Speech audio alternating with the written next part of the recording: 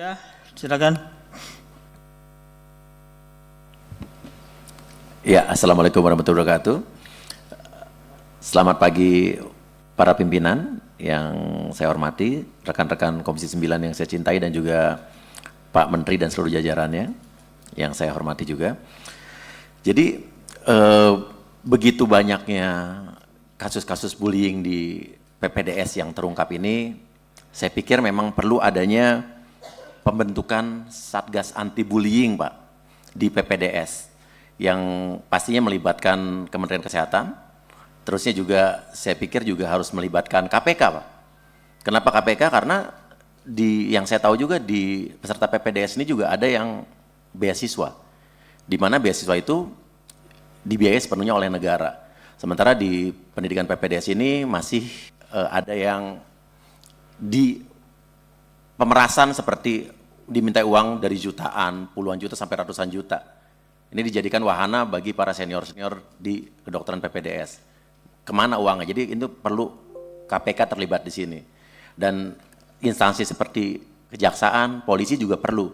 Dan DPR juga di sini sebagai perwakilan rakyat juga perlu mengawal ini.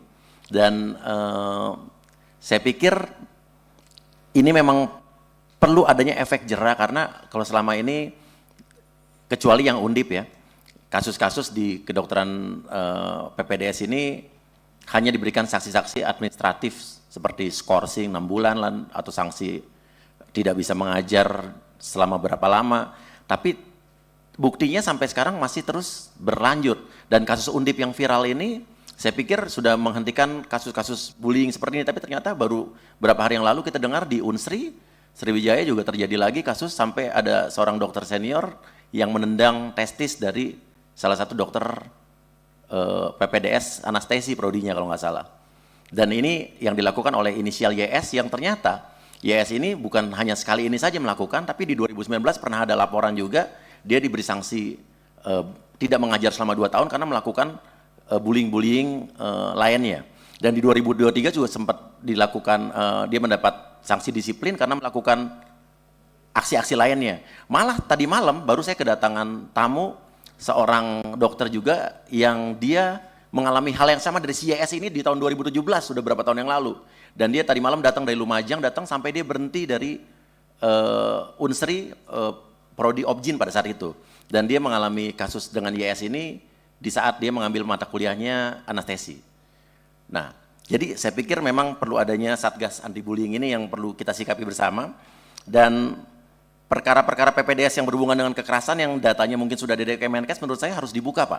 Diserahkan ke kepolisian biar ada efek jera. Dan adanya Satgas Anti Bullying tadi, kita bayangkan jika Satgas Anti Bullying ini berhasil menindak secara hukum, akhirnya menjebloskan 5 aja dokter setahun yang melakukan hal seperti itu, saya pikir tidak akan ada dokter-dokter lain yang melakukan hal itu. Dan kita percaya masih lebih banyak dokter-dokter yang profesional dan baik dibanding oknum-oknum ini. Dan untuk kasus-kasus yang saya terima, di beberapa waktu terakhir saya berikan 2 contoh kasus aja. Pertama ada Wildan Ahmad Furkon, mantan dokter PPDS di Bandung RSAS yang sampai keluar dari dokter spesialis ortopedi karena mengalami perundungan fisik tiap malam sampai dia harus berdiri dengan 1 kaki sampai 3 jam, disuruh push up, jalan jongkok, merangkak, terus harus dia mengangkat kursi lipat yang ada mejanya selama 1 jam, disuruh bayarin servis mobil senior, disuruh bayarin clubbing dan biaya entertain yang dikeluarkan dari seorang Wildan ini sampai 500 juta untuk 3 semester. Dan saat semester 1 dia harus menyediakan seperti tas Doraemon yang isinya power bank yang bisa 20 biji untuk kebutuhan senior, Pak. Dan intinya adalah karena dia sempat pulang karena harus istrinya melahirkan, dia sampai akhirnya dihukum selama sebulan, nginep di rumah sakit, nggak boleh kemana-mana, dan sampai rumah sakit didorong, di toilet, ditampar, dipukul, dan dia tidak boleh. Setelah speak up dia malah justru sampai sekarang belum ada tindakan sama sekali dari rumah sakit dan kampus buat selesaikan masalahnya. Itu yang mengadu ke saya. Masalah kedua adalah untuk yang di UGM, lagi-lagi PPDS ortopedi.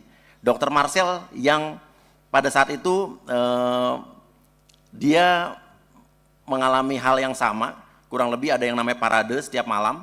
Di situ ada penghakiman seperti push up, sit up, dilemperin botol, dipukul terus ditampar, dan sampai dipersekusi di dalam ruangan sempit, dipukul beramai-ramai atas perintah kepala senior residen.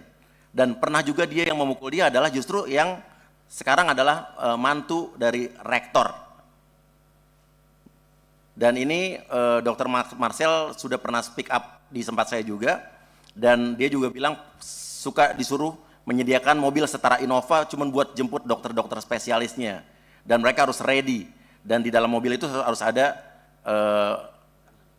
makanan dan semua kebutuhan makan senior harus dipenuhi. Dan sampai si Dr. Marcel ini juga dia harus keluar juga dari pendidikannya. Bayangkan di mana negara kita butuh sekali namanya dokter-dokter spesialis, tapi mereka-mereka yang ingin sekolah ya harus keluar setelah mengeluarkan biaya ratusan juta, tapi ya sia-sia. Itu aja Pak. Terima kasih. Wassalamualaikum warahmatullahi wabarakatuh. Waalaikumsalam warahmatullahi wabarakatuh.